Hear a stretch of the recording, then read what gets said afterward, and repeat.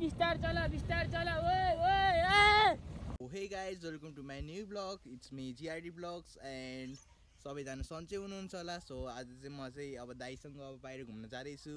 So हिजो अस्ति मेरो भ्लग किन नआएर भनेर सोचिरहनु होला. सो हिजो र अस्ति चाहिँ मेरो भ्लग किन आएन भने म चाहिँ चितवन गएको थिएँ हैन.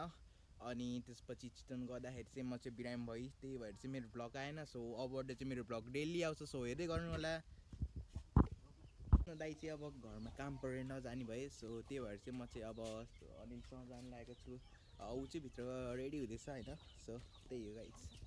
चाहिँ हामी निस्किसकेका छौँ र यहाँ चाहिँ अब अनिल छ. सो उसँग चाहिँ म जाँदैछु. अनि उसले चाहिँ फेस देखाउन मानेको छैन. So I don't know why. So त्यही हो गाइस. हामी चाहिँ माथि जाँदै थियौँ. अनि त्यसपछि बाटो चाहिँ लास्टै अफ रोड थियो होइन. अनि ह्यान्डलिङ गर्न चाहिँ लास्ट गाह्रो भइरहेको थियो. त्यो जसो तसो चाहिँ मैले माथि गरेँ. अनि यो ठाउँ चाहिँ एकदम बबाल दामी भ्यू आइरहेको थियो. सो यो चाहिँ हाम्रो गाउँ हो होइन. एकदम दामी छ नि गोर्खा होइन गाइज. हामी चाहिँ अब डेस्टिनेसनमा पुगेकै छैन. सो अनिल चाहिँ त्यहाँनिर के सामान पुऱ्याउन गएको. त्योहरू चाहिँ मैले बिच बाटोमा रोकेर बस्नु परेको छ. सो अब हामी चाहिँ त्यहाँनिर जान्छौँ. सो स्कुल अगाडि छ हाम्रो डेस्टिनेसन चाहिँ. त्यहाँनिर बसेर अब हामी चाहिँ खाजा खान्छौँ. अनि त्यसपछि एकछिन घुम्छौँ. सो अनि त्यसपछि फर्किन्छौँ हामी. अघि चाहिँ हामी रेडबुल किन्न गएको रे होइन.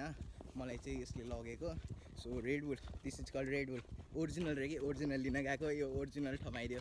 वाउ, नाइस जोक भएछ.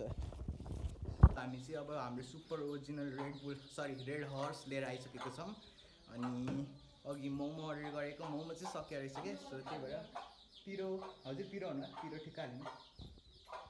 अनि सो मोमो नभएको कारणले चाहिँ हामीले चाउमिन अर्डर गरेको छौँ. अनि त्यही हो गाइज. अब उहाँमा अहिले अर्डर गर्नुभएको यो रेडबुल चाहिँ रेड हर्स. सो यो चाहिँ एकदम राम्रो रहेछ.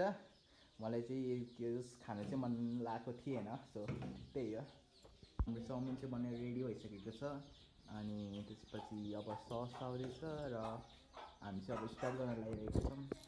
सो त्यही हो गाइज. हामीले चाहिँ अब सबै खाएर अब ठिक गरिसक्यौँ होइन.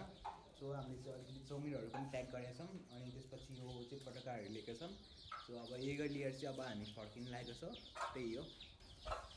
सो अब चाहिँ हामी फर्किन लागेको होइन. अनि बाटोको कन्डिसन चाहिँ धेरै रफ छ. अनि यो चाहिँ अब लास्टै अफ रोडिङ भयो क्या. त्यस्तो अफ रोडिङ भन्दाखेरि त्यस्तो साह्रै पनि छैन. But it's still off road ल. अनि भ्यूहरू चाहिँ एकदम दामी दामी छ. सो त्यही हो.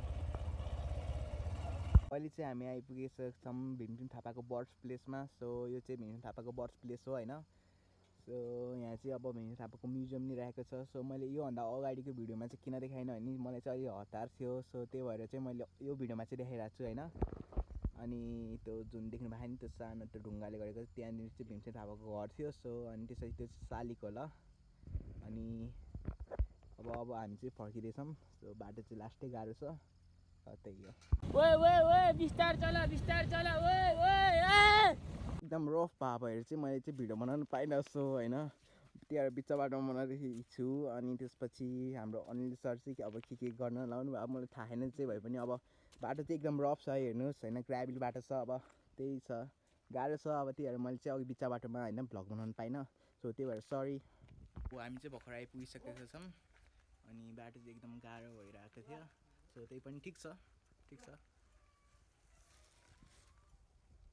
अनि चाहिँ बल खेल्दै थियौँ. अनि त्यसपछि एक्कासी यसलाई भेट भयो कि होइन. ओ हाई भन्दै. आजको मेरो भ्लग चाहिँ यहीँ एन्ड हुँदैछ. अनि मेरो च्यानललाई सब्सक्राइब र टिकटक आइडीलाई फलो गर्न नबिर्सिनु होला. So by guys.